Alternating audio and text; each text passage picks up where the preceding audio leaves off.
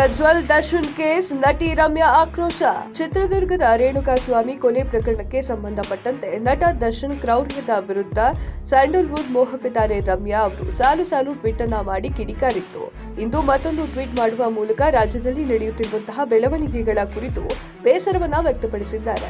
ಮಾಜಿ ಸಚಿವ ಎಚ್.ಡಿ. ರೇವಣ್ಣ, ಮಾಜಿ ಸಂಸದ ಪ್ರಜ್ವಲ್ ರೇವಣ್ಣ, ಎಂಎಲ್ಸಿ ಸೂರಜ್ ರೇವಣ್ಣ, ಫೋಕ್ಸೋ ಪ್ರಕರಣಕ್ಕೆ ಸಂಬಂಧಪಟ್ಟಂತೆ ಮಾಜಿ ಸಿಎಂ ಯಡಿಯೂರಪ್ಪ ಹಾಗೂ ನಟ ದರ್ಶನ್ ಪ್ರಕರಣಗಳು ರಾಷ್ಟ್ರದಲ್ಲಿ ಸುದ್ದಿಯನ್ನ ಮಾಡ್ತಾ ಇದೆ. ಈ ಸಂಬಂಧ ತಮ್ಮ ಅಧಿಕೃತ ಎಕ್ಸ್ ಅಕೌಂಟ್ನಲ್ಲಿ ಪೋಸ್ಟ್ ಶೇರ್ ಮಾಡಿ ಬೇಸರವನ್ನ ವ್ಯಕ್ತಪಡಿಸಿರುವ ರಮ್ಯಾ ಅವರು, ಹಣವಂತರು ಹಾಗೂ ಬಲವಂತರು ಇಂದು ಸುದ್ದಿಯಲ್ಲಿ ಇದ್ದು ಕಾನೂನು ಉಲ್ಲಂಘನೆಯನ್ನ ಮಾಡ್ತಾ ಇದ್ದಾರೆ. ಅವರ ಕ್ರೌರ್ಯವನ್ನ ಕರ್ನಾಟಕದ ಜನಸಾಮಾನ್ಯರು, ಬಡವರು, ಮಹಿಳೆಯರು ಮತ್ತು ಮಕ್ಕಳು ಎದುರಿಸ್ತಾ ಇದ್ದಾರೆ. ಇಂತಹ ಹೀನ ಕೃತ್ಯಗಳನ್ನ ಬಯಲಿಗೆ ಎಳೆದ ಪೊಲೀಸರು ಹಾಗೂ ಮಾಧ್ಯಮಗಳಿಗೆ ಅಭಿನಂದನೆಯನ್ನ ಸಲ್ಲಿಸುತ್ತೇನೆ ಅಂತ ಬರೆದುಕೊಂಡಿದ್ದಾರೆ. ಕೃತ್ಯಗಳನ್ನ ಶೀಘ್ರ ವಿಚಾರಣೆ ನಡೆಸಿ ಪ್ರಕರಣವನ್ನ ತಾರ್ಕಿಕ ಅಂತ್ಯಕ್ಕೆ ಕೊಂಡೊಯ್ದಾಗ ಮಾತ್ರ ನಿಜವಾದ ಜನರಿಗೆ ನ್ಯಾಯ ಸಿಕ್ಕಂತೆ ಆಗುತ್ತದೆ.